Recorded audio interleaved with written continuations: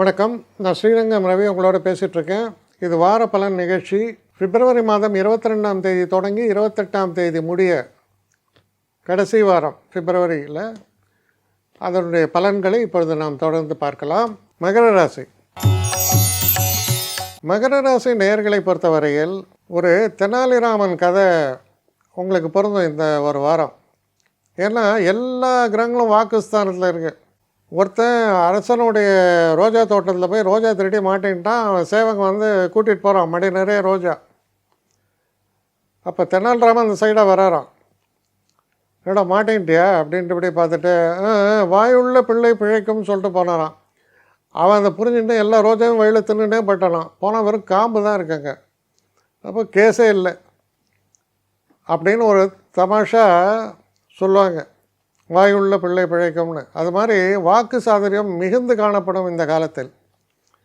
என்ன வாக்குஸ்தானம் தனஸ்தானம் என்று சொல்லக்கூடிய 2ஆம் வீட்டில் புதன், சுக்கிரன், செவ்வாய், ராகு, சூரியன் எல்லோரும் சேர்ந்து உட்காந்தா என்ன அர்த்தம்?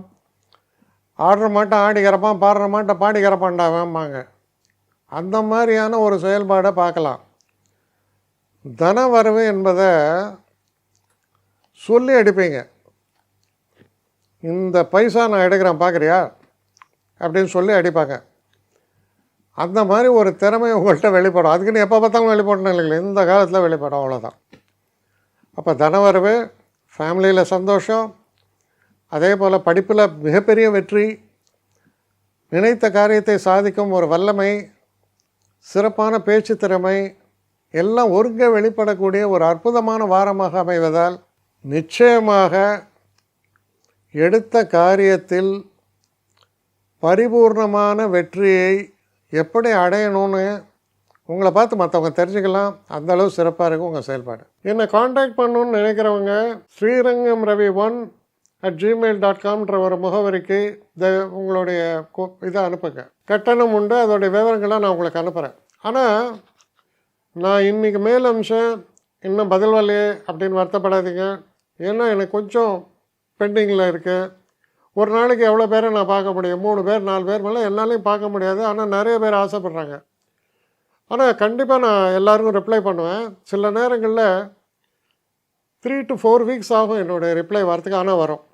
ஏன்னா நான் எல்லோரும் ஒரே நேரத்தில் ஒரு நாளைக்கு 10 பேர் பார்க்கணுன்னா முடியாது. ஸோ அதை கன்சிடர் பண்ணுங்கள். நான் நிச்சயமாக ரெஸ்பாண்ட் பண்ணுவேன்.